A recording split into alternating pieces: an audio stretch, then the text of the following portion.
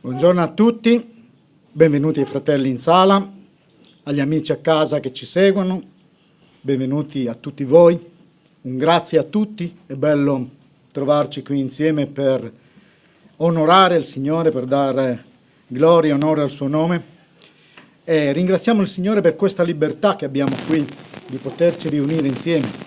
Non è in tutte le realtà che questo può avvenire e vediamo in giro per le nazioni come questo non è scontato e quindi noi siamo liberi di farlo, ringraziamo il Signore e volevo darvi il benvenuto con 2 versetti dal Salmo 47.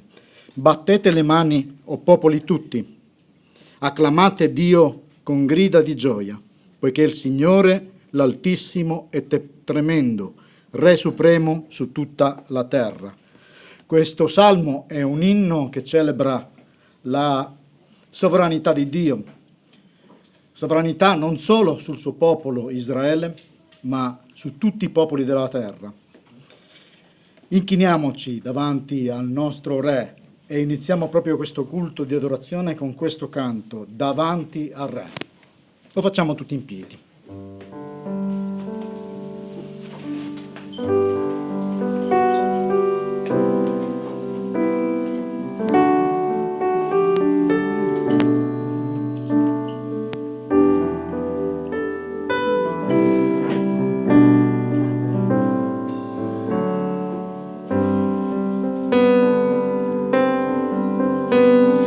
Davanti a Te ci inchiniamo insieme per adorarlo con tutto il cuore, verso di Lui eleviamo insieme canti di gloria al nostro Re dei Re.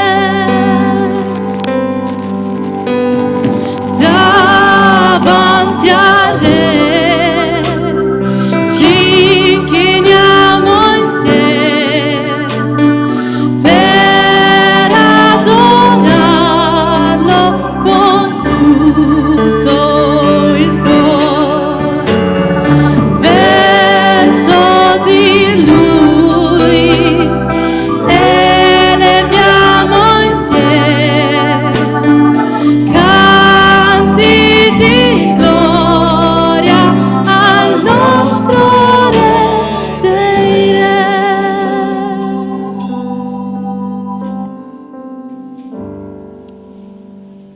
Padre, grazie con tutto il cuore, perché siamo davanti al Re dei Re, al Signore dei Signori, siamo davanti al nostro Dio e possiamo stare alla Tua presenza, grazie Signore, e lo vogliamo fare con sincerità di cuore, con un cuore trasformato dalla Tua grazia, così questa mattina ricevi la nostra lode sincera da un cuore puro. Amen. Volevo condividere con voi stamattina il Salmo 47. Leggiamolo insieme. Battete le mani, o popoli tutti, acclamate Dio con grida di gioia, poiché il Signore l'Altissimo è tremendo, Re supremo su tutta la terra. Egli sottomette i popoli a noi e pone le nazioni sotto i nostri piedi. Egli ha scelto per noi la nostra eredità, gloria di Giacobbe che Egli ama. Dio sale tra grida di trionfo, il Signore sale al suono di trombe. Cantate a Dio, cantate, cantate al nostro Re, cantate, poiché Dio è Re di tutta la terra. Cantategli un inno solenne, Dio regna sui popoli, Dio siede sul suo trono santo. I capi dei popoli si riuniscono insieme al popolo di Dio di Abramo, perché a Dio appartengono i potenti della terra, Egli è l'Altissimo.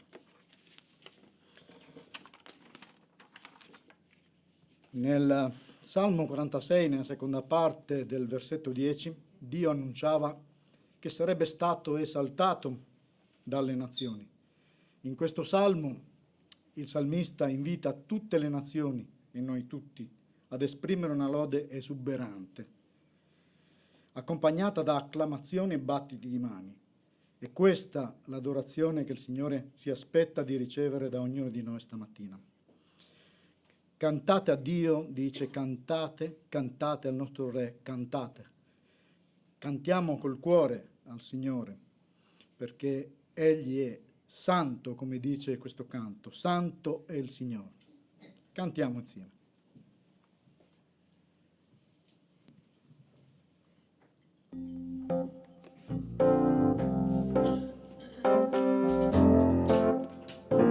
Perché non ci alziamo in piedi?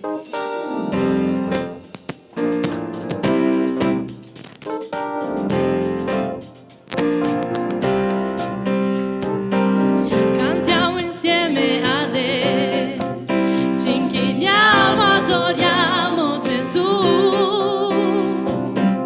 Siamo forti soltanto in Lui, eccesso, maestoso Egli è. Insieme cantiamo. Santo è il Signore, l'Onnipotente. Lui regna su tutta la terra. Santo è il Signore, l'Onnipotente. Lui regna su tutta la terra. Lui regna su tutta la terra. Cantiamo insieme a Re, ci inchiniamo, adoriamo Gesù. Siamo forti soltanto in Lui, eccesso, maestoso Egli è. Insieme cantiamo, insieme cantiamo. Santo è il Signore, l'Onnipotente. Lui regna su tutta la terra. Santo è il Signore, l'Onnipotente. Lui regna su tutta la terra. Lui regna su tutta la terra. Il canto della lode a Dio risuona tutto intorno a noi. Il canto della lode a Dio risuona tutto intorno a noi. Insieme cantiamo, insieme cantiamo. Santo è il Signore, l'Onnipotente. Lui regna su tutta la terra. Santo è il Signore, l'Onnipotente. Lui regna su tutta la terra. Lui regna su tutta la terra. Lui regna su tutta la terra.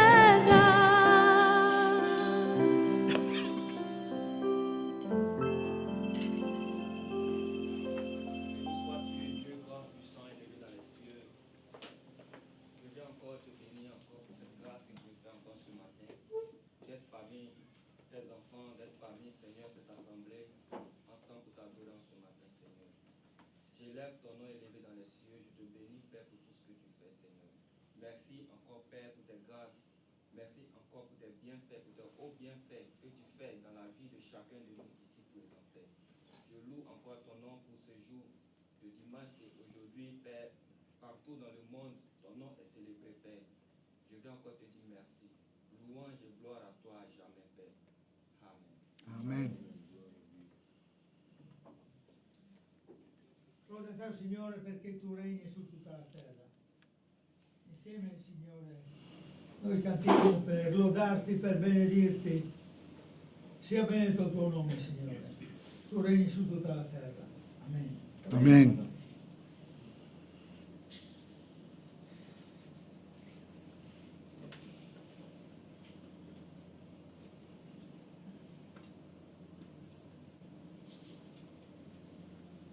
Davanti al Re Stamattina ci inchiniamo insieme. Che grande privilegio, Signore, oggi esprimerlo come comunità, come popolo.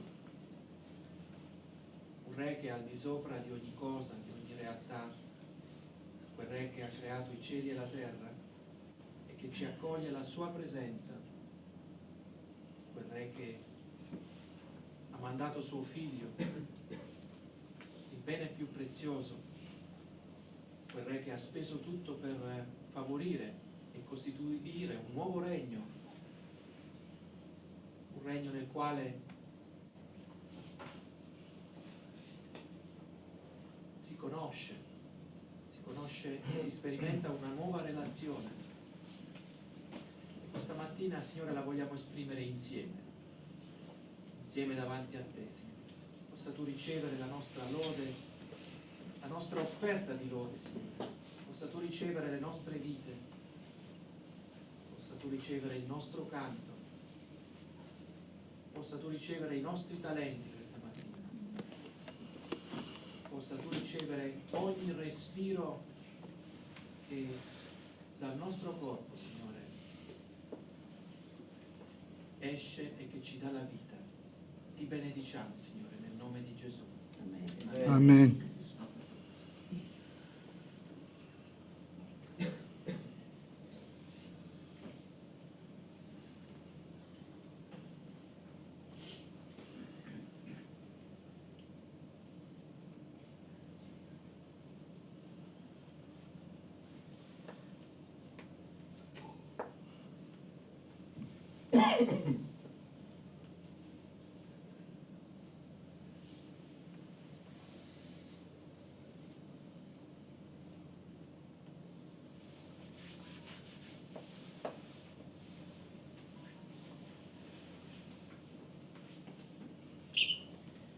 Signore, che bello essere qui, Signore, a lodarti, a riconoscere che tu sei Re delle nostre vite, sei Re dei nostri comportamenti, Signore, ci guidi, ci ammaestri, Signore, ci indichi la strada per portare gloria al tuo nome, ci dai i doni per servirti, Signore, ci dai gli strumenti per combattere contro le forze del male, Signore. Grazie perché tu hai costruito un pacchetto di benedizioni spirituali e ce lo inondi continuamente in modo tale che possiamo essere partecipi della tua gloria, Signore. Grazie perché non hai lasciato nulla al caso, grazie perché ogni singolo aspetto della nostra vita singola, della nostra vita di Chiesa, di tutta la vita dell'umanità, Signore, è governato da te, è regnato da te e tu hai tutto sotto controllo, Signore. Grazie per questo, grazie perché tornerai, perché Signore ti mostrerai a noi e Signore potremo veramente vedere chi sei e Signore sarà emozionante, sarà bello e Signore non aspettiamo altro. Nel tuo santo nome. Amen. Amen.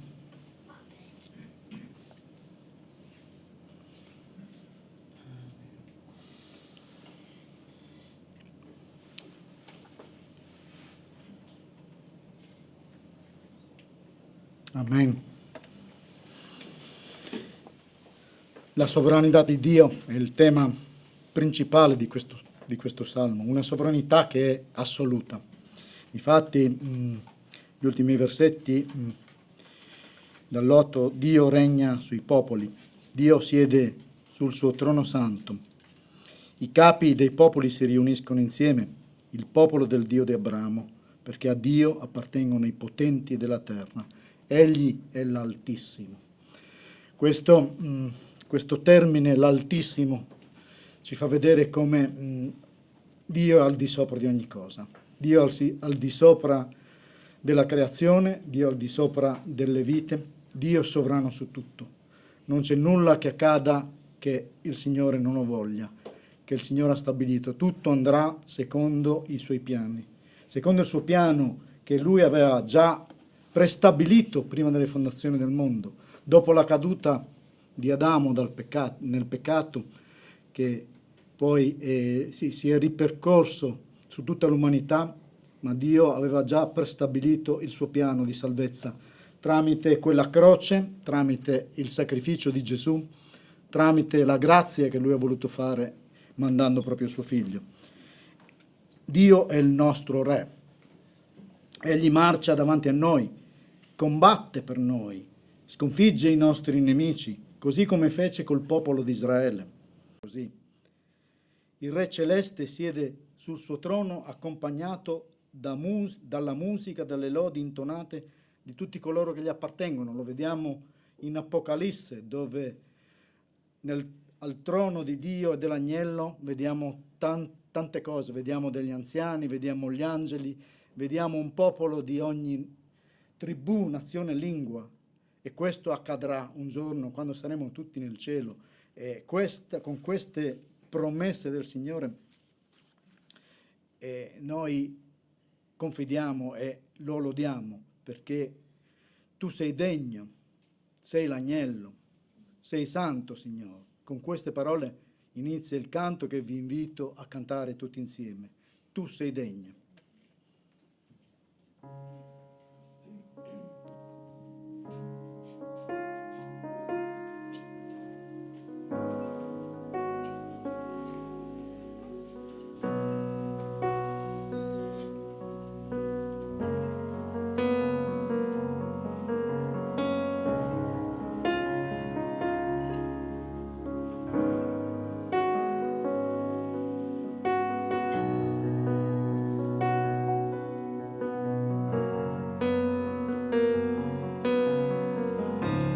Tu sei degno, sei l'agnello, santo sei, Signore.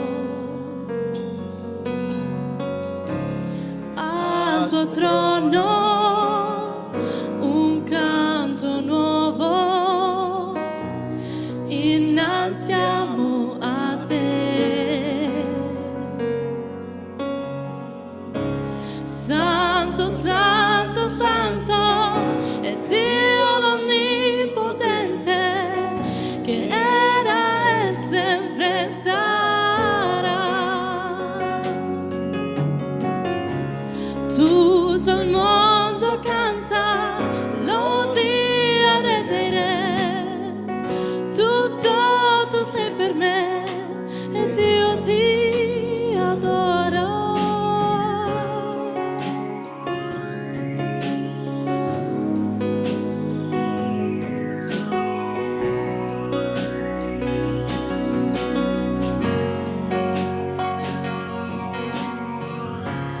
La tua voce è come il tuono, splendi in maestà. Benedizione, onore, forza e potenza a te, che sei il santo il solo Re. Santo, santo, santo è Dio l'Onnipotente, che era e sempre sarà. Tutto il mondo canta, lodi a Re dei Re. Tutto tu sei per me ed io ti adoro.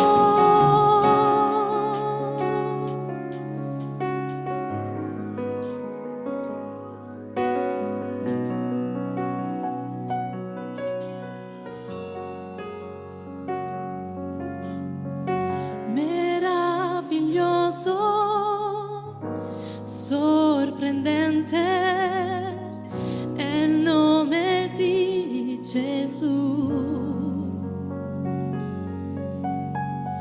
il pane della vita e l'acqua che disseta, un mistero sei per me. Oh, santo, santo, santo è Dio l'Onnipotente, che era e sempre sarà.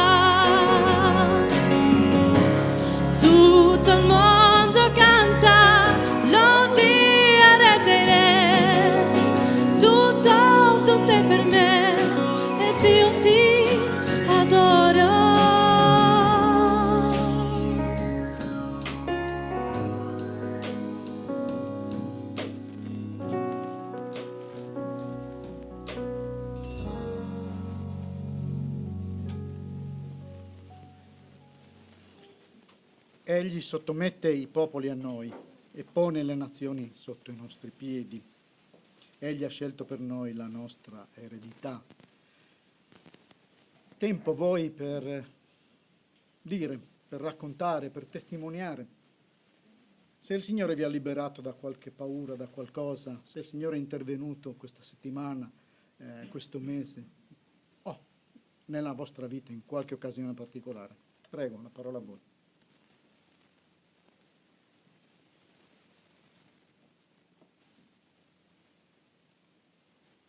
Ieri ci siamo trovati in un posto che non avevamo previsto, io e Kevin. Era stato lui invitato per partecipare a un laboratorio ritmico, musicale, possiamo dire così.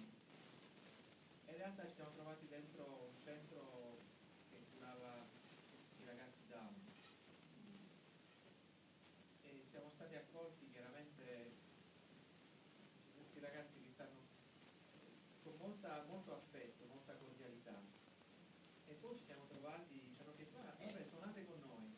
E così ognuno aveva uno strumento ritmico e lo scopo dell'incontro era che ci fossero delle armonie, no? Che ci fosse la possibilità di suonare a ritmo tramite un coordinatore, uno che dava il ritmo e chiedeva i vari interventi.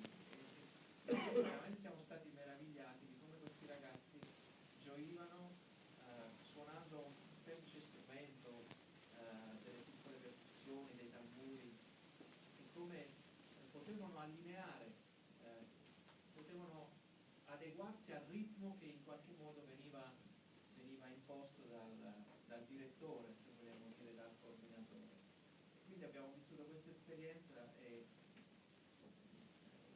tra virgolette, per caso, però abbiamo ringraziato il Signore perché ci ha dato la possibilità di conoscere delle persone che si impegnano per questi ragazzi, che mettono le loro risorse, il loro impegno, le loro competenze per questi ragazzi e ragazze, e pertanto chiediamo anche al Signore che ci dia un'altra opportunità di conoscerli, di approfondire questa relazione. Però quello che mi ha colpito è come la musica unisce e porta le persone in qualche modo a godere di quello che fanno attraverso la musica. Grazie Riccardo, penso che non sia caso che in tanti salmi c'è scritto suonate, cantate, gioite, perché la musica rallegra il cuore e ancora di più lo rallegra il fatto di cantare e suonare per l'Altissimo, per il Signore. Grazie. Qualcun altro?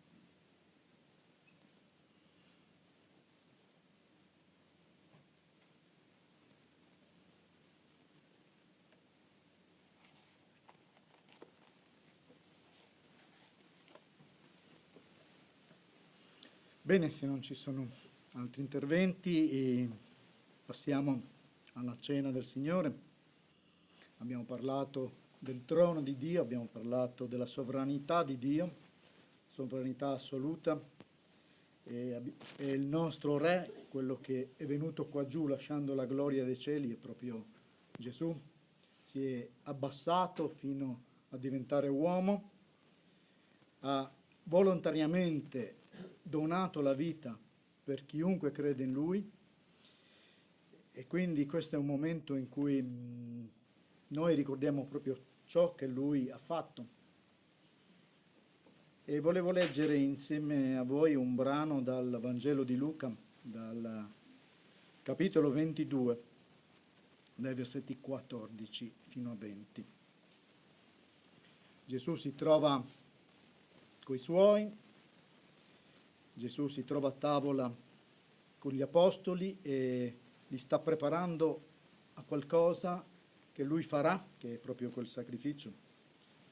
E dice queste parole proprio agli Apostoli e a noi questa mattina. Quando giunse l'ora, egli si mise a tavola e gli Apostoli con lui. E egli disse loro: ho vivamente desiderato di mangiare questa Pasqua con voi prima di soffrire, poiché io vi dico, non la mangerò più finché non sia compiuta nel regno di Dio. E preso un calice, rese grazie e disse: prendete questo e distribuitelo fra di voi, perché io vi dico che ormai non berrò più del frutto della vigna finché sia venuto il regno di Dio. Poi prese del pane, rese grazie e lo ruppe, e lo diede a loro dicendo: questo è il mio corpo che è dato per voi. Fate questo in memoria di me. Allo stesso modo, dopo aver cenato, diede loro il calice, dicendo: questo calice è il nuovo patto nel mio sangue che è versato per voi. Gesù desiderava avere una comunione intima con i suoi discepoli, così come pure con noi. Quando ci apprestiamo personalmente a condividere il pane e il vino, noi annunciamo, come afferma l'Apostolo Paolo nella prima lettera ai Corinzi, al capitolo 11, versetto 26, la sua morte finché egli torna. Inoltre ci appropriamo dei benefici che questo sacrificio, che questa morte di Gesù ha procurato a coloro che sono i suoi. Uno di questi è la riconciliazione col Padre. Romani 5,10 dice: se infatti mentre eravamo nemici siamo stati riconciliati con Dio mediante la morte del Figlio suo, tanto più ora che siamo riconciliati saremo salvati mediante la sua vita. Quindi la riconciliazione col Padre è avvenuta proprio, questo ci ricorda quando passano questi simboli. Ci ricorda comunque anche la redenzione e il perdono dei peccati, come dice Colossesi 1,14. In Lui abbiamo la redenzione e il perdono dei peccati. Abbiamo, è cosa già fatta, l'abbiamo, non l'avremo. Usa il presente, abbiamo ora, in questo momento. E inoltre abbiamo la vita eterna. Vi ho scritto queste cose, prima Giovanni 5, versetto 13, perché sappiate che avete la vita eterna, voi che credete nel nome del Figlio di Dio. Abbiamo, anche qui usa il presente, abbiamo, non avremo. Ho voluto sottolineare i benefici che il sacrificio di Cristo offre. Non vogliamo però dimenticare il prezzo che il Signore Gesù ha pagato per ognuno di noi. Quindi, quando passeranno questi simboli, riflettiamo sul significato profondo che essi rappresentano, per accostarci e condividerli con riverenza e timore verso colui che ci ha salvati. Inviterei qua Paolo, non Paolo Milotta, l'altro Paolo, se mi vuole aiutare per... Siccome ce n'è due, non mi ricordo il cognome, quindi...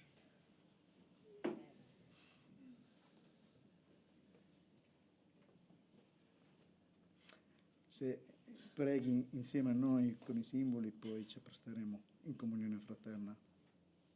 Padre, ti ringraziamo per questa assemblea, ti ringraziamo perché stiamo tutti insieme qua a pregare per lodare il tuo nome. Preghiamo di benedire questi simboli, il Padre e il Dio, che ci ricorda la tua morte 2000 anni fa. Grazie Signore, amen. Amen. Devo fare io? Sì. Grazie.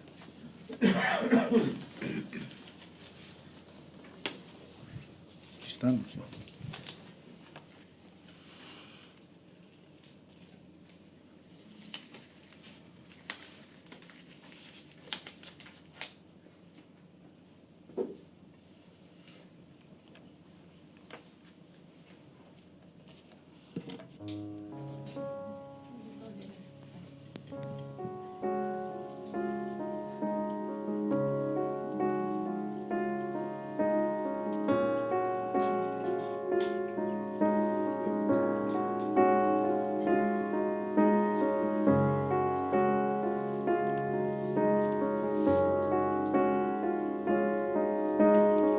Solo in Gesù, nel sangue suo, io fondo la speranza mia. Nel nome suo io crederò, soltanto in Lui confiderò.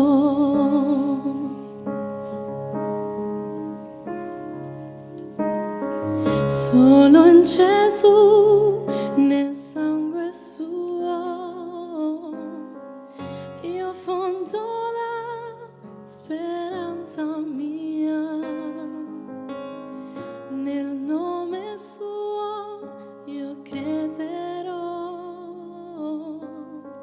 soltanto in Lui confiderò.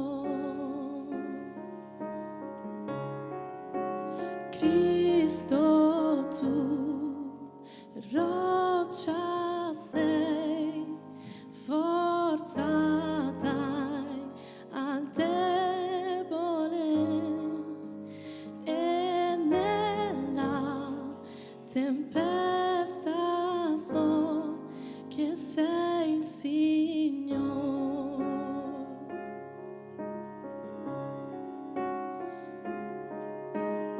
Se non lo vedo intorno a me, riposo nella grazia sua.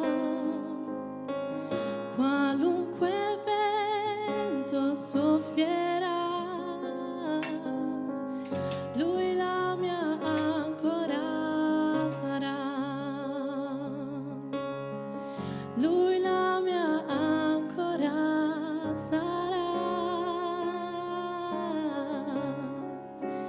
Cristo, tu, roccia sei, forza dai al debole, e nella tempesta so che sei il Signore.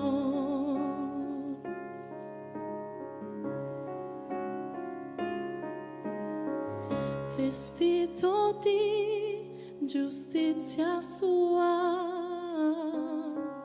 mi troverà quando verrà, senza più colpa io sarò, davanti al trono adorerò, davanti al trono adorerò.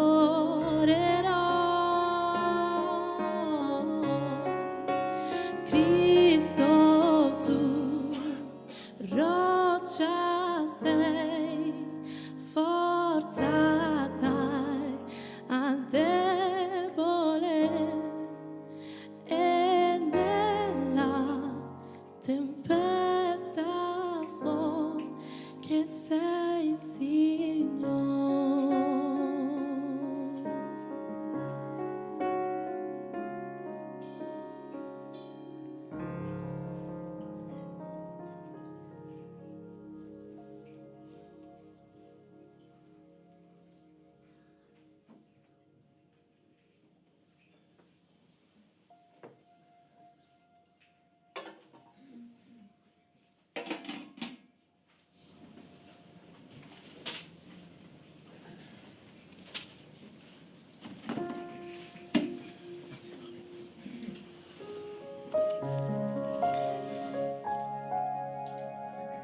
Vogliamo cantare il canto ai piedi della croce prima di dare la parola a Vito, che ci porterà il messaggio che il Signore gli ha messo in cuore.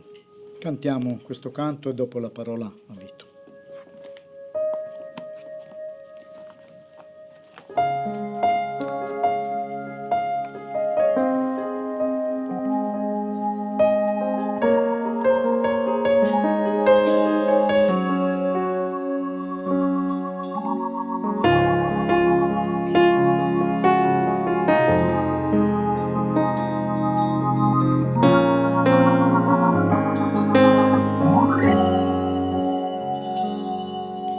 Ai piedi della croce io starò, contemplando la grandezza del tuo amore, prostrandomi ai tuoi piedi adorerò, ricevendo la tua grazia nel mio cuore. Io so che c'è potenza nel tuo sangue, che in quel dì i miei peccati hai perdonato. io dichiaro Gesù, nome al di sopra di ogni altro nome.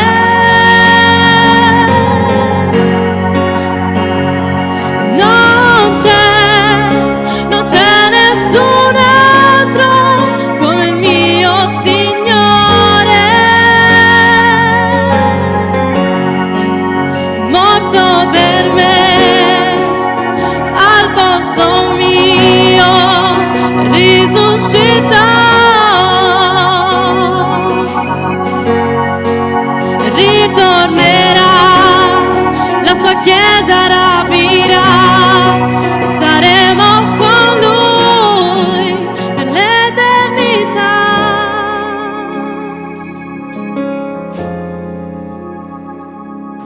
Ai piedi della croce io starò, contemplando la grandezza del tuo amore, prostrandomi ai tuoi piedi adorerò, ricevendo la tua grazia nel mio cuore. Io so che c'è potenza nel tuo sangue,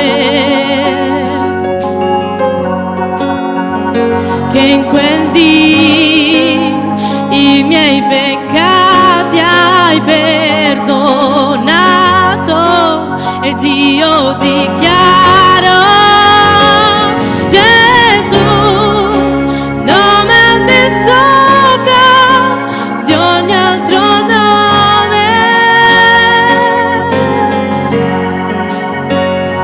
Non c'è nessun altro come il mio Signore,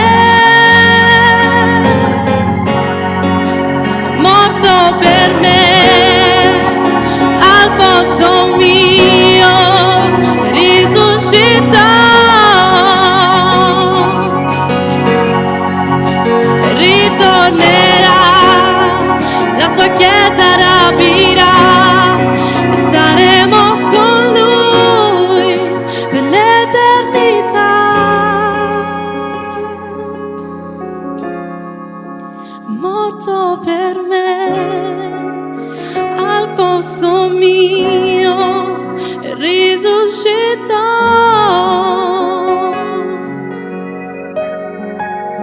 ritornerà, la sua chiesa rapirà, e saremo con lui per l'eternità.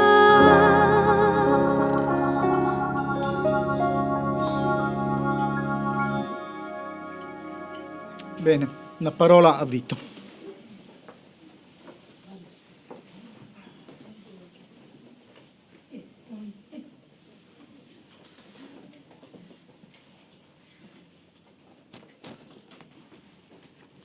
Buongiorno a tutti, benvenuto Pastore Andrea Tanda, dopo ve lo presentiamo.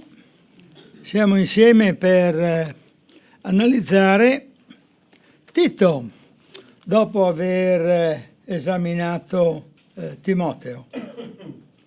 E diciamo alcune cose subito relativamente a questo prezioso collaboratore di Paolo. Lo troviamo in Galati e in Corinzi, anche in seconda Timoteo. Leggeremo alcuni passi che ci inducono a conoscere questo grande collaboratore di Paolo, e incontreremo poi il primo capitolo. Ci soffermiamo con una preghiera. Signore, non la mia parola, ma la tua. Signore, ti preghiamo che ogni cosa che è stata raccolta in questi appunti venga usata alla tua gloria e al tuo onore. Ti preghiamo, Signore, anche per la lucidità nell'ascolto della tua parola, di ciò che è scritto. Ti preghiamo perché vogliamo essere, come proclama in questi primi versi l'Apostolo Paolo, tuoi servi. I servi sono a servire.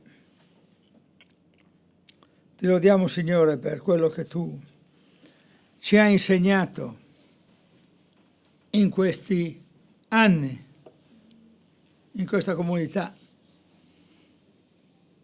che si raccoglie dal 1984. Ti preghiamo, Signore, di benedire il nostro lavoro di testimonianza qui dentro e fuori da queste mura. Ti preghiamo per l'ascolto nel nome di Gesù Cristo. Amen. Dunque, dicevo che abbiamo conosciuto Timoteo, ora conosciamo Tito e vediamo subito alcune sue caratteristiche di compagno importante, di viaggiatore instancabile, di attento seguace della parola. Incontriamolo subito in Galati, al capitolo 2. I versetti sono tra l'1 e il 3.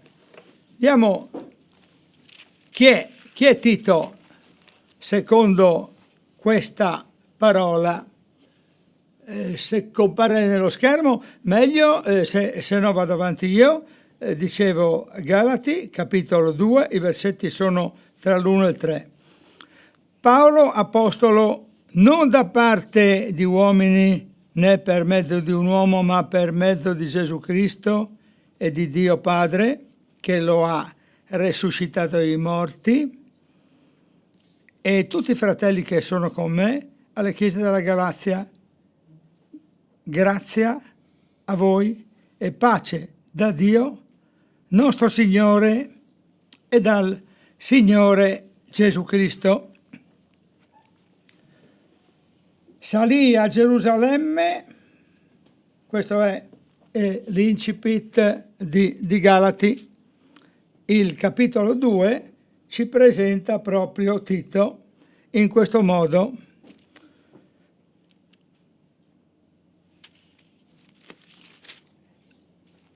Trascorsi 14 anni salì di nuovo a Gerusalemme, siamo a Gerusalemme con Barnaba, prendendo con me anche Tito.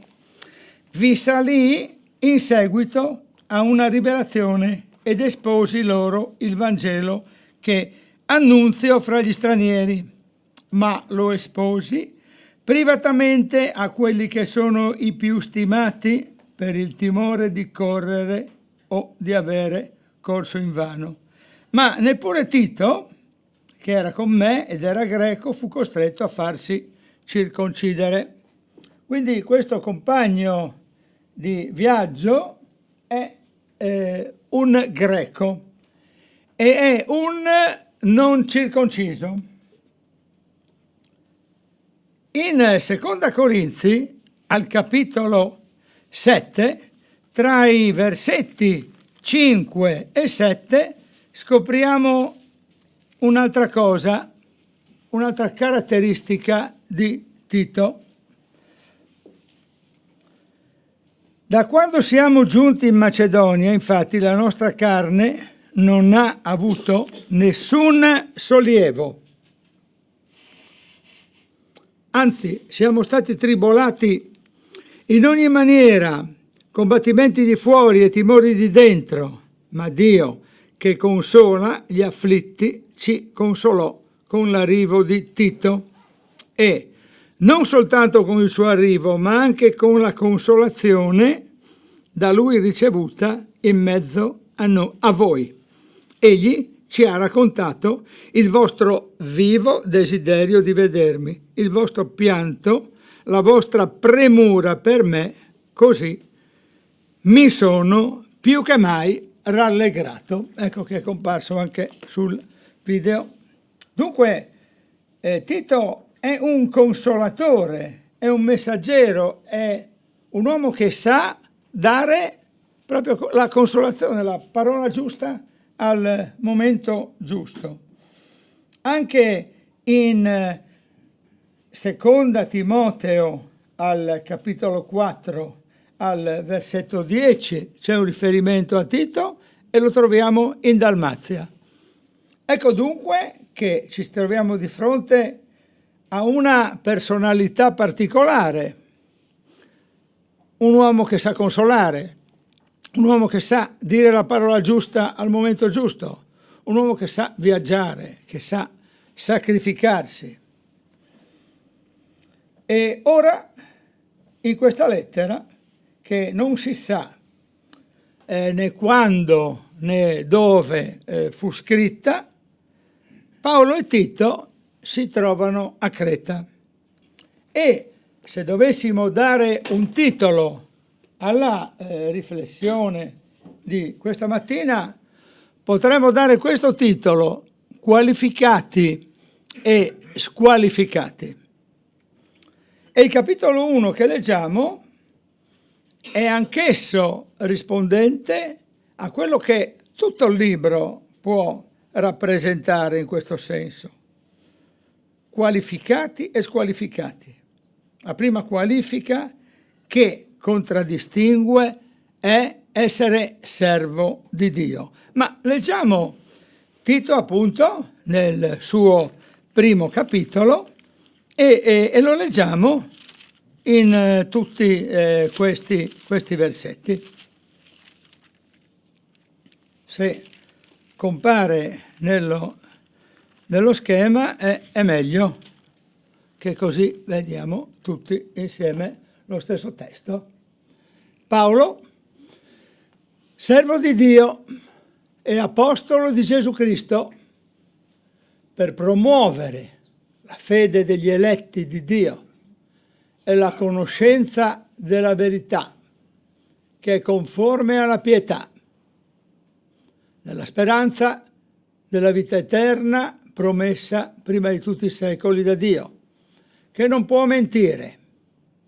Egli ha rivelato nei tempi stabiliti la sua parola mediante la predicazione, che è stata affidata a me per ordine di Dio nostro Salvatore.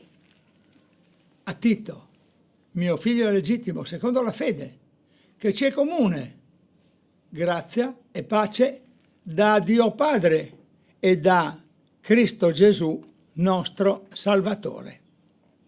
Per questa ragione ti ho lasciato a Creta, perché tu metta ordine nelle cose che rimangono da fare e costituisca degli anziani in ogni città, secondo le mie istruzioni.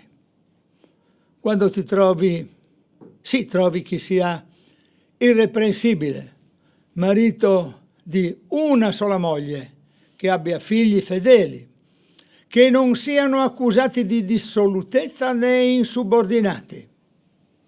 Infatti bisogna che il vescovo sia irreprensibile, come amministratore di Dio, non arrogante, non iracondo, non dedito al vino, non violento, non avido di guadagno disonesto, ma ospitale, amante del bene, assennato, giusto, santo, temperante,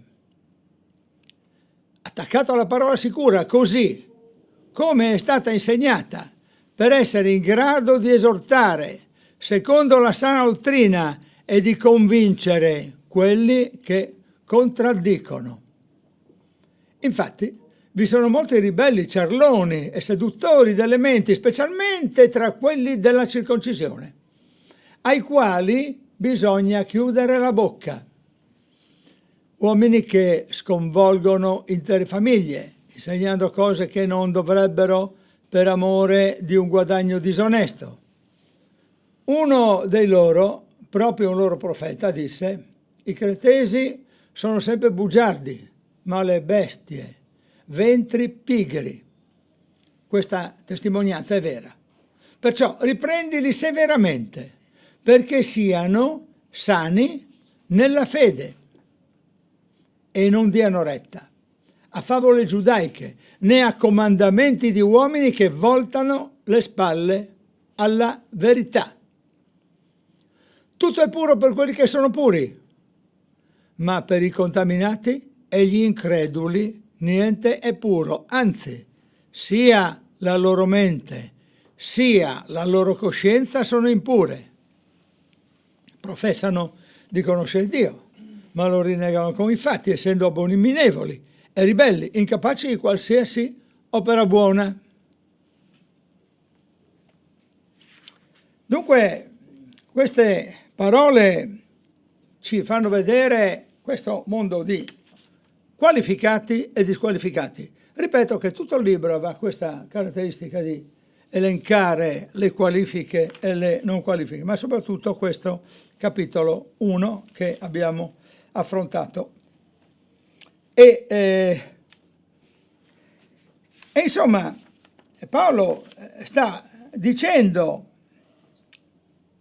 innanzitutto presentando se stesso, e si sta presentando servo.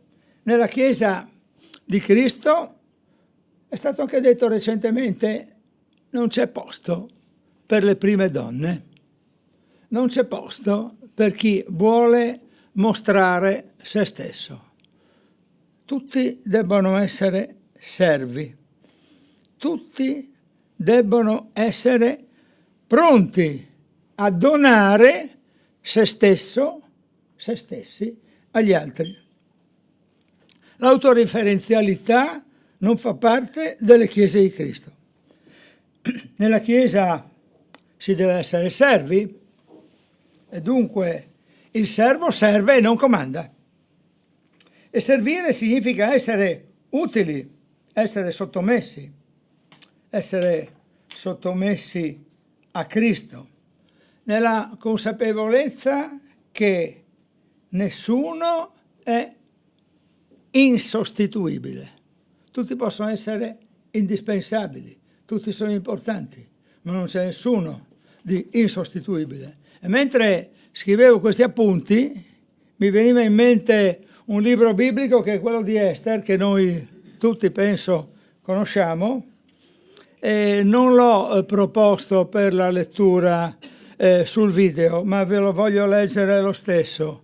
A un certo punto Mardocheo si rivolge a Ester, che è già stata qualificata come regina alla corte di Assuero, e le dice: guarda che devi salvare i giudei. E le parole della Bibbia sono queste. Infatti, se oggi tu taci, soccorso e liberazione sorgeranno per i giudei da qualche altra parte. Questo è il capitolo 4, versetto numero 14. Se tu non ci sei, ci sarà un altro. Se Vito Sutto va a seguire i campionati giovanili delle squadre sportive, Dio non ha bisogno di lui. Ci sarà un altro che fa questo lavoro. È dovere di ognuno di noi comportarci di fronte a Dio da servi, ma nessuno è insostituibile. Voglio farvi vedere un'altra caratteristica di Paolo: promotore della fede. Il presupposto del servizio, mai dimenticare questa umiltà di Paolo, che è un presupposto teologico proprio, però promotore della fede vuol dire promuovere la fede, che deve essere conosciuta. E sto pensando anche a un'altra cosa, ho pensato in questi giorni anche a un'altra cosa, che chi non serve non conosce. Chi non serve Dio non lo fa perché non lo conosce bene. Io posso dirvi che più conosco il Dio delle scritture e più mi sento in dovere di fare qualche cosa, nella consapevolezza di non essere assolutamente insostituibile. Però chi non serve non conosce. Più lo servi e più lo conosci. E questa è una mia impressione che non vi voglio comunicare come verità teologica indiscutibile. È una riflessione che mi suggerisce questa lettura continuativa e anche sedimentata nei mesi, nelle settimane di questo brano. In Prima Timoteo, poi, Paolo parla, ed emerge naturalmente in queste parole della lettera a Tito che abbiamo già affrontato, anche la dignità dell'Apostolo. Allora voglio andare a cercare proprio prima Timoteo per farvi vedere ancora un passaggio di questa grande dignità che deve essere riconosciuta anche a se stesso. Paolo si rende conto di quello che sta facendo. Il capitolo 1, i versetti 1 e 2.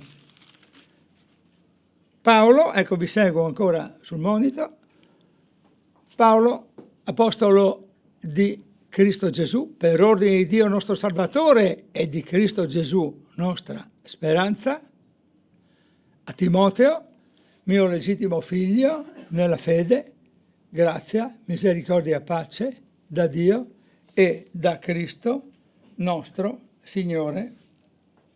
Vedete un po' come ci troviamo di fronte alla consapevolezza di questo rivolgersi al collaboratore nel nome di Gesù Cristo, con una profonda capacità di riconoscere la propria dignità di essere servitore, di mettere lui al primo posto.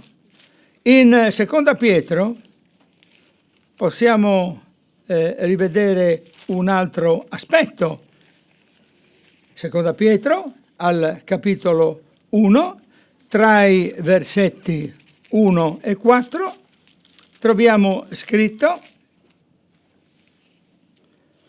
Simon Pietro, servo e apostolo, la grande dignità di essere apostoli, la grande consapevolezza di essere apostolo di Gesù Cristo a coloro che hanno ottenuto una fede preziosa quanto la nostra nella giustizia del nostro Dio e Salvatore Gesù Cristo. Grazie e pace vi siano moltiplicate nella conoscenza di Dio e di Gesù, il nostro Signore. La sua potenza divina ci ha donato tutto ciò che riguarda la vita e la pietà mediante la conoscenza di colui che ci ha chiamati con la propria gloria e virtù. Attraverso queste ci sono state elargite le sue preziose e grandissime promesse, perché per mezzo di esse voi diventaste partecipi della natura divina dopo essere sfuggiti alla corruzione che è nel mondo a causa della concupiscenza. Potrebbe essere faticoso, ma Gesù ha dato la prova con la croce circa che cosa voglia dire mettersi al servizio di Dio. Il servitore prima serve a tavola, poi può mangiare. Paolo dunque si qualifica anche come apostolo, promotore, ha ricevuto la saggezza da Dio, ora è promotore della fede degli eletti, ha ricevuto la cocma, la saggezza da Dio. Nei prossimi venerdì affronteremo il libro dei Proverbi. E il libro dei Proverbi spesso suggerisce proprio questa parola nuova che io ho imparato proprio in queste settimane, la cocma, cioè la saggezza. E dopo che tu hai ricevuto da Dio la saggezza, perché non ce l'hai per la tua capacità intellettuale, ma ce l'hai perché Lui te la dà, ecco che puoi essere veramente e pienamente l'apostolo servitore. Lui che vuole alimentare la fede degli eletti, perché la sua cocma, la sua saggezza, è quella che lo induce a comprendere che bisogna alimentare la fede degli eletti. Tutti possono avere fiducia in Dio. È anche scritto, lui non mente.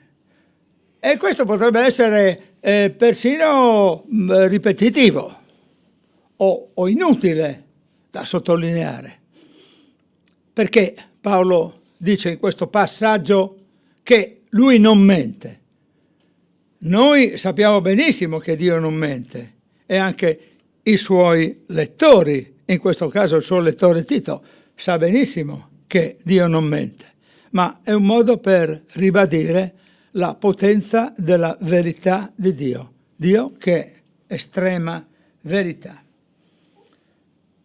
Lui induce dunque alla predicazione, Tito, induce alla costituzione, come vedremo, di anziani, e lo fa nel nome di questo Dio. E lo chiama anche figlio legittimo, perché da queste parole potremmo intuire che c'è un rapporto veramente molto speciale tra Paolo e Tito. Infatti abbiamo trovato Tito compagno di viaggio e compagno di consolazione in altre opportunità.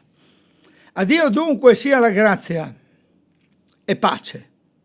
A Lui e a noi la grazia e la pace sono per Lui, sono per Tito. La consapevolezza che Lui ha la grazia, la consapevolezza che Lui ha la pace, ha realizzato la pace con Dio, e che riguarda estensivamente anche a noi. Io leggo anche per noi, che siamo qui dopo 2000 anni, lo stesso saluto, nella grazia e nella pace. Il nostro Salvatore ce la concede. Dopo questo saluto, che non è formale, non è preliminare, ma è una dichiarazione piena della volontà di Dio, del suo progetto attuato e della sua fedeltà e dell'obbedienza del servo Paolo, dopo questa premessa necessaria per dichiarare la legittimità di quel che sarà detto, ecco dunque Paolo fare due osservazioni, una inerente alla qualifica che possono avere i servitori e l'altra inerente alla squalifica, per la quale vengono bollati alcuni ribelli, seduttori, falsi maestri, bugiardi e sostanzialmente inaffidabili. C'è una differenza netta in questo brano tra questi qualificati e gli squalificati. I qualificati possono partecipare alla fase successiva del nostro ipotetico torneo sportivo. Gli squalificati non proseguono il campionato, si fermano, e se non si fermano tu li devi sapere fermare.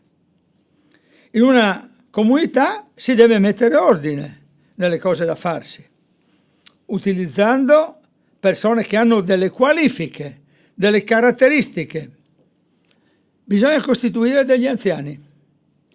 E io vi invito a riflettere su questa parola costituire, che richiama quasi la Costituzione, un atto quasi giuridico, un atto che mette in luce l'importanza con la quale il missionario costituisce, dà corpo ad un gruppo di lavoro.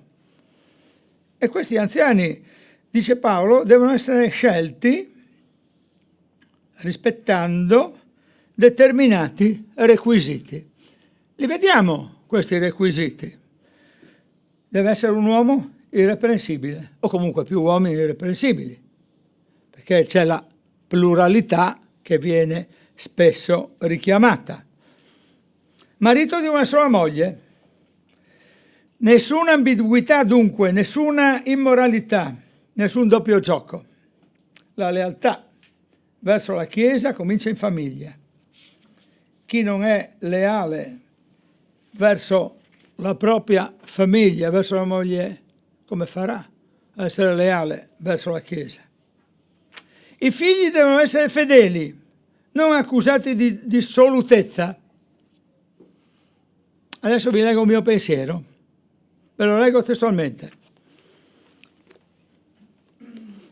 Ci si rende conto da queste parole che gli anziani sono responsabili dell'educazione dei loro figli, ma rimane un punto interrogativo aperto. Se i figli degli anziani non sono fedeli, è sempre colpa della famiglia o del padre? E ancora, se un anziano ha figli fedeli che in seguito manifestano infedeltà alla parola, tali anziani debbono perdere il requisito di anziani? O debbono continuare a svolgere il loro ministero? Si tratta di domande delicate, complesse, alle quali non è sempre facile rispondere. In una visione strettamente testuale, tutto è evidente. La complessità della casistica implica però riflessioni che non sono sempre facilmente leggibili e variamente interpretabili. Spesso la parola è una parola aperta a più sensibilità, a più tensioni spirituali. Le comunità comunque sono coinvolte e coinvolgibili nelle scelte di fondo del gruppo di lavoro. Il tutto deve però nascere, svilupparsi e crescere con equilibrio, serietà, maturazione, senza tensioni, senza eccessi legalistici, ma anche senza permissivi pressapochismi. Mentre leggevo questo testo, ho fatto questa riflessione e ve l'ho voluta leggere testualmente come l'ho scritta. La parola che stiamo leggendo non è solo per Tito, ma per tutti. Ed ora passiamo ad un'altra qualifica. L'anziano non deve essere arrogante. Ho ragione solo io. Si fa come dico io. Tu non sai. Tu sei giovane. Tu vieni da un'altra comunità, qui funziona così. O peggio, tu vieni da un altro paese. Certamente ci sono delle consuetudini e si può dire anche a un giovane: tu sei giovane, ma cogliete il modo? Vedrai che con l'andare del tempo maturerai nuove riflessioni. Se io invece dico: tu sei giovane, taci, assume un altro tono. O peggio, tu vieni da un altro paese. Certo, le aree geografiche dalle quali tu provieni hanno determinati modi di affrontare queste problematiche. Ne parliamo insieme. Che differenza c'è? Se io invece dico: tu vieni da un altro paese, non sai niente di questo. Quindi il tono non deve essere mai arrogante, non deve essere mai ho ragione solo io. L'anziano tuttavia deve anche esprimere certezze, conoscenze, determinatezze. Non può essere un incerto, un sicuro, un indeterminato. È giusto maturare le convinzioni, ma non ci può essere nemmeno mai un eterno non saprei, L'amministratore insomma deve amministrare. Quanta responsabilità se sbagli. Ecco perché la preghiera. Signore, guidami nell'anzianato. Tu lo sai che non è per vanto, per vangloria, ma per servizio. Da qui anche la lettura che illustra, ammonisce, conforta. Punto numero 5. Non dedito al vino. L'anziano non deve essere dedito al vino. Non deve essere particolarmente incline alla bevanda alcolica. Qui non si esprime nessun assolutismo astemico.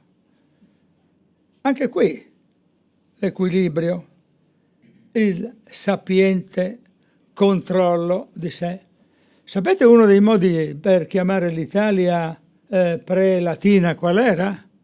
Uno era l'Esperia, no? un'altra era Enotria. L'Italia è la terra dei vini. E anche il più sprovveduto viaggiatore della Sardegna, abbiamo qui un fratello della Sardegna, sa che è un ottimo vino il Canonau, anche se non siamo nessuno di noi, credo, enologi. Il vino accompagna Gesù nelle nozze di Cana. Quindi nessun assolutismo di tipo astemico, però l'equilibrio e non essere dediti vuol dire non esagerare, non eccedere. Ancora una volta, numero 6, non violento. Abbiamo letto. L'anziano non deve essere violento. Ogni tanto qualche scapaccione, è scritto anche nel libro dei Proverbi, non morirà tuo figlio se gli dai uno scapaccione. Però qualche volta noi genitori, a me è successo di farmi cogliere dalla rabbia, e allora lo scapaccione non era correttivo, ma era uno scapaccione di rabbia, e quindi si trasforma in violenza. A me è successo, posso dirvi con tranquillità, veramente pochissime volte, ma è accaduto. E quindi le persone, gli anziani, devono stare molto attenti a come mettono le mani addosso ai loro figli.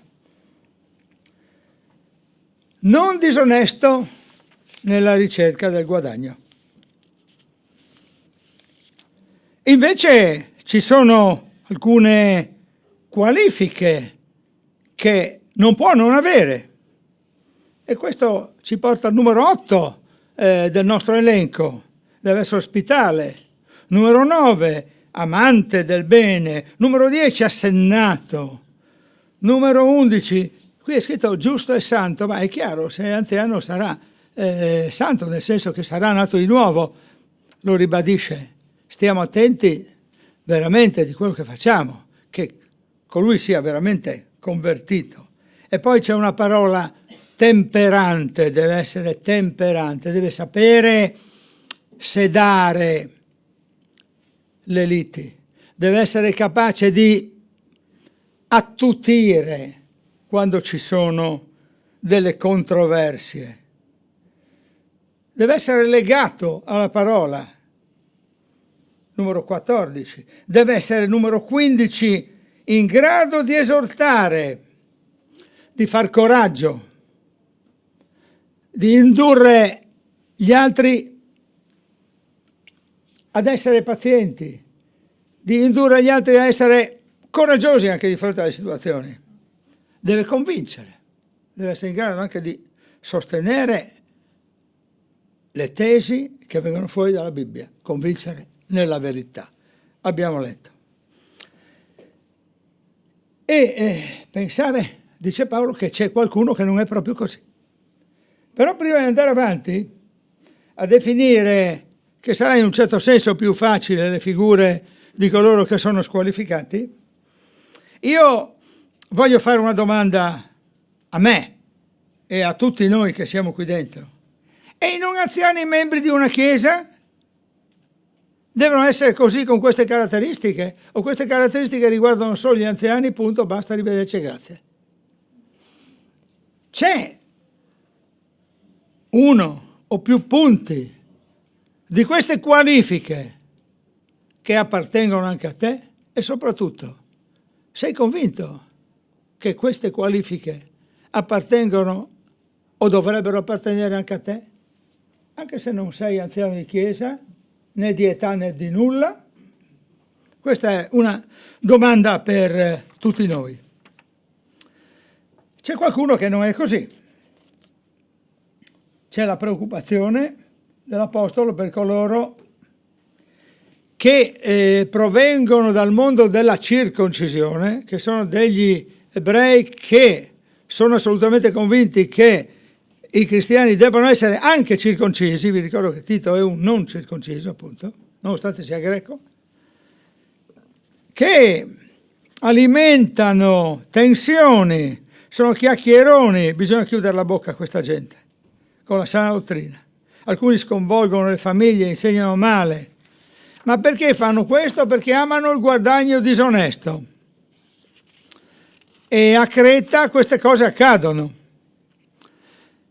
E il nostro Paolo dice, pensate che c'è un filosofo che è vissuto addirittura nel VI secolo a.C., che si chiama Epimenide, che sapeva che c'era questo genere di persone, che considera proprio i greci del territorio di Creta, i cretesi, persone non qualificate, persone, come è scritto, ventri pigri, persone non credibili, persone non per bene.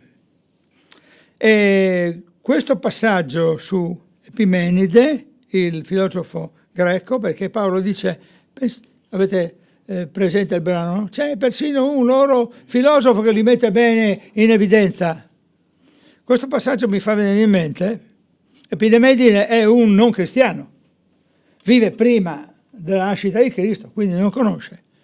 Ci sono molti non cristiani che guardano i cristiani e li giudicano e talvolta vedono i nostri difetti meglio di quello che vediamo noi.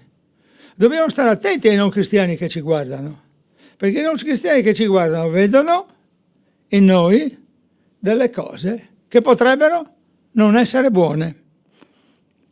Qualche volta sono puntuali nell'osservare la nostra discrepanza, la nostra disonestà, è una parola troppo forte, le nostre contraddizioni. Comunque nei confronti di questi cretesi, e soprattutto coloro che vengono dalla circoncisione, che hanno questa visione particolare, Tito dovrà riprenderli severamente. C'è questo avverbio che proprio mette in evidenza che bisogna essere severo, ma per riportarli nella retta via. Nessuno è irrecuperabile. Tutto deve essere fatto nella logica di portare alla via della verità le persone, nella consapevolezza che non c'è nessuno di irrecuperabile, non c'è nessuno per il quale si possa dire basta, è finita, quello lì non potrà mai. È il Dio della seconda opportunità, che è sempre attivo per benedire i suoi servi fedeli, ma anche per correggere. E quindi non ci lasciamo prendere dall'errore, riusciamo a correggere l'errore con amore, non disgiunto, perché il recupero deve essere fatto con severità, sta scritto, ma anche con amore. Il recupero della persona che ha sbagliato deve essere un recupero che avviene con chiarezza. Dire le cose chiare, come si suol dire, in faccia, ma con grande amore e con grande rispetto. Questi sono comandamenti che vengono da Dio, non dagli uomini. Riconoscere i falsi cristiani è un dovere. Aiutare i cristiani deboli pure. Qualche volta non ci si riesce. Qualche volta non si riesce a riconoscere i falsi maestri. Bisogna essere attenti ai falsi maestri. Vi leggo Romani al capitolo 16.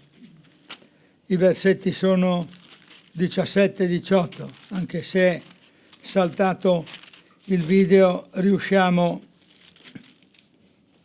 a riflettere lo stesso su questo brano. Dicevo Romani 16, versetti 17 e 18. Ora vi esorto, fratelli, a tenere donato. E poi, prima Timoteo, se siamo in grado di andare al capitolo 1, i versetti 3 e 7. Ti ripeto l'esortazione che ti feci, mentre andavo in Macedonia, di rimanere a Efeso per ordinare ad alcuni non insegnare dottrine diverse e di non occuparsi di favole e di genealogie senza fine, le quali suscitano discussioni invece di promuovere, guardate questa voce verbale, promuovere la promozione, il generare la verità, promuovere l'opera di Dio che è fondata sulla fede. Lo scopo di questo incarico è l'amore che viene da un cuore puro, da una buona coscienza e da una fede sincera. Alcuni hanno deviato da queste cose e si sono abbandonati a discorsi senza senso. Vogliono essere dotti della legge, ma in realtà non sanno né quello che dicono né quello che affermano con certezza. E quindi, guardando il parametro con altre lettere, osservando questi parallelismi, andiamo ancora a Seconda Timoteo, al capitolo 2, ai versetti tra 23 e 26. Evita inoltre le dispute stolte e insensate, sapendo che generano contesa. Il servo del Signore non deve litigare. Ripeto, il servo del Signore non deve litigare, ma deve essere mite con tutti, capace di insegnare, paziente. Deve istruire con mansuetudine gli oppositori nella speranza che Dio conceda loro di ravvedersi per riconoscere la verità, in modo che rientrati in se stessi escano dal laccio del diavolo che li aveva presi prigionieri, perché facessero la sua volontà. E concludendo quindi questa nostra riflessione possiamo dire ancora: e tu come ti poni nei confronti di queste regole, di questi suggerimenti, di questa promozione? Alcuni di voi che sono qui presenti in un futuro, non sappiamo quando, io non so quando, potranno essere degli anziani di chiesa, ma tutti gli altri, coloro che sono soltanto dei cristiani, tra virgolette e senza virgolette, come si sentono di fronte a questa parola? Dobbiamo essere tutti non violenti, dediti alla parola, non dediti al vino, non disonesti nel guadagno, amanti del bene, ospitali, assennati, giusti, temperanti, legati alla parola, in grado di esortare e di convincere alla verità. Dobbiamo essere tutti così. Io penso che ognuno di noi ha una risposta evidente a questa domanda. Dobbiamo essere tutti così, anziani e giovani, dobbiamo essere santi, separati dal mondo, e questo implica un grande servizio nei confronti di Dio che dobbiamo alimentare in continuazione. Sulle qualità degli anziani vi voglio leggere in conclusione ancora prima Timoteo, al capitolo 3, ai versetti 1 e 7, proprio perché abbiamo evidenziato queste caratteristiche che ci sono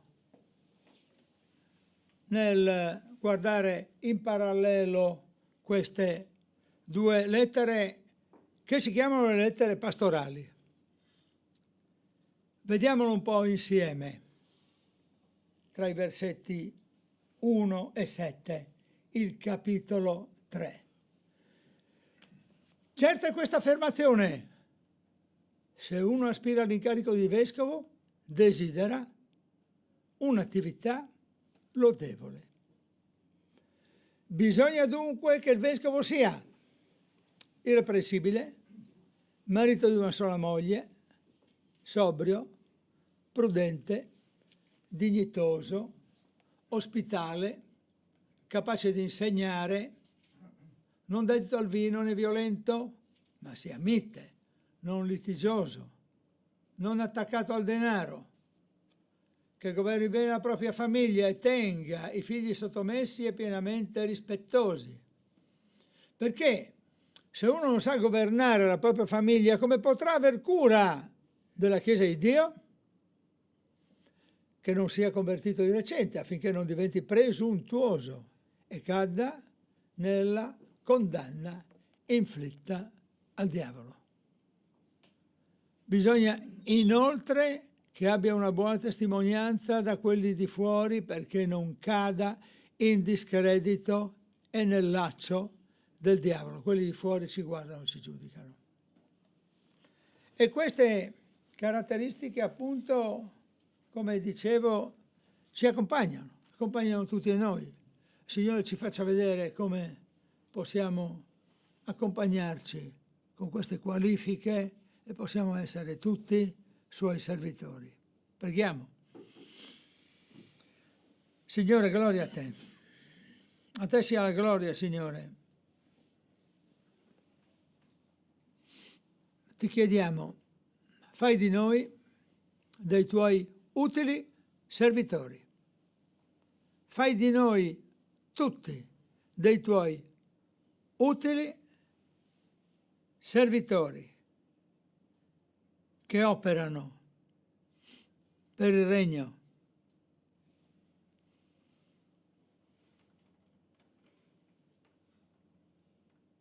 Ti prego, Signore, di fare di me un Tuo servitore per il Tuo regno.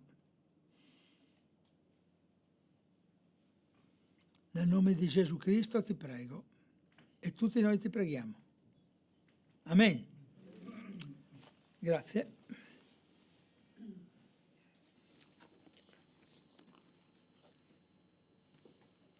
Sì, c'è un canto, suggerivo che potessimo chiudere anche questo momento con un canto che alzo le mani, se siete d'accordo, perché noi servitori abbiamo le mani alzate se vogliamo servire. Non possiamo avere le mani in tasca o dietro la schiena, perché così non si lavora.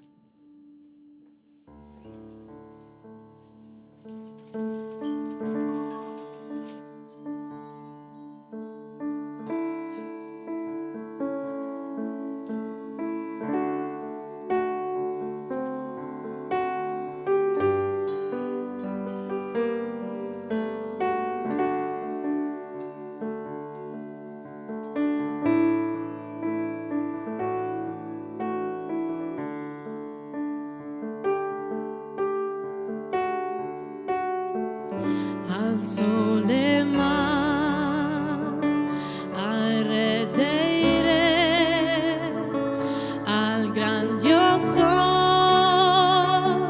io canto a te, perché sei tu che regni nel mio cuore.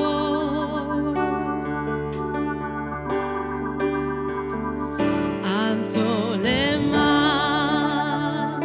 al Re dei Re, al grandioso, io canto a te, perché sei tu che regni nel mio cuore.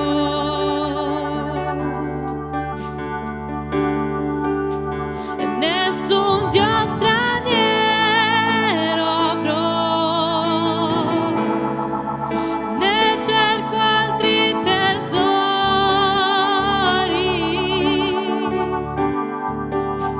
solo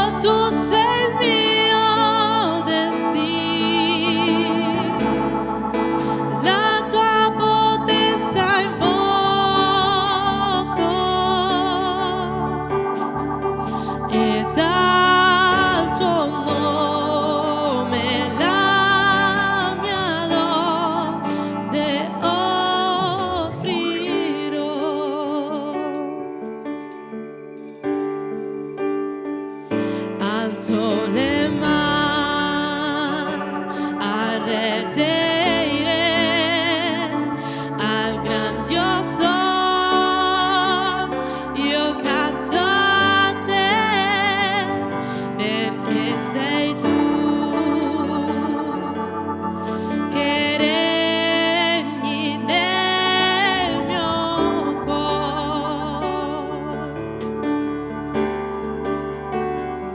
Alzo le